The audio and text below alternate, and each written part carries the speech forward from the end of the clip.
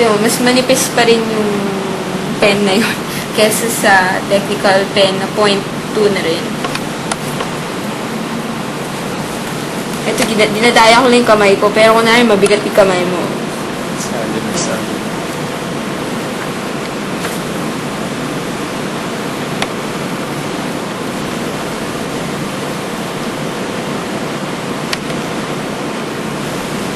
Pero pag technical pen, ay itong pen mismo.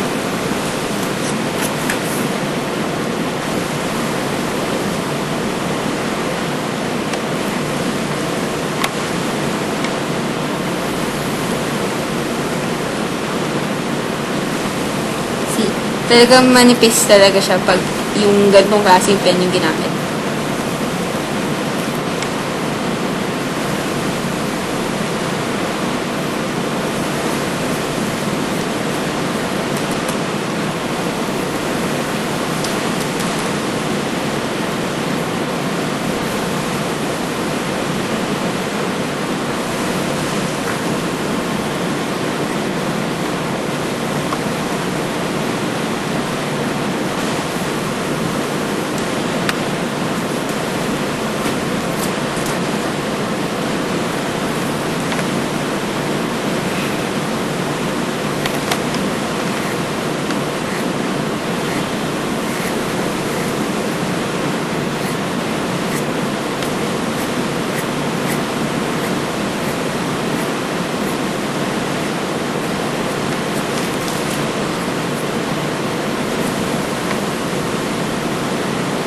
Okay, something like that.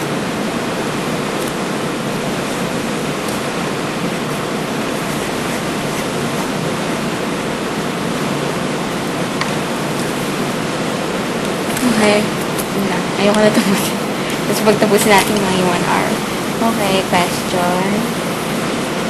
Ayun meron pa. Yung ganito, pero madali talaga siya gamitin. Tapos pwede ka mag-mix media. Pwede ko gumamit ng poster paint. Kunwari masyadong katamad. Guys, nanalo to. Masyado siya tamad. Kaya minsan nagpo-poster paint na lang siya yun dun sa white. Diba?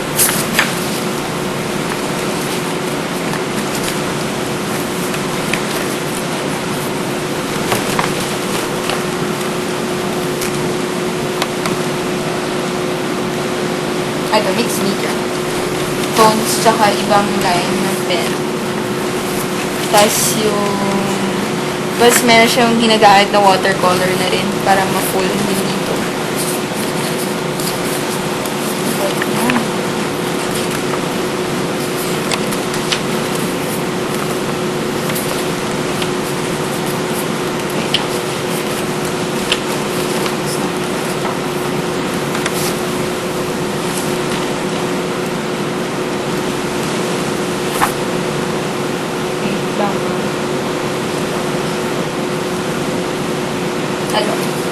Yung kunwari dito, yung ayaw niya pangit na white. So, yung ginagamit niya poster paint. Tingnan yung stroke niya iba kesa sa yung dito. Tsaka dyan. Tsaka yung dito. Ayan. Parang nimixin ng poster paint na white. Para mas matingkad yung color niya. Tapos parang mas forward yung character. Ay. Okay, tapos na.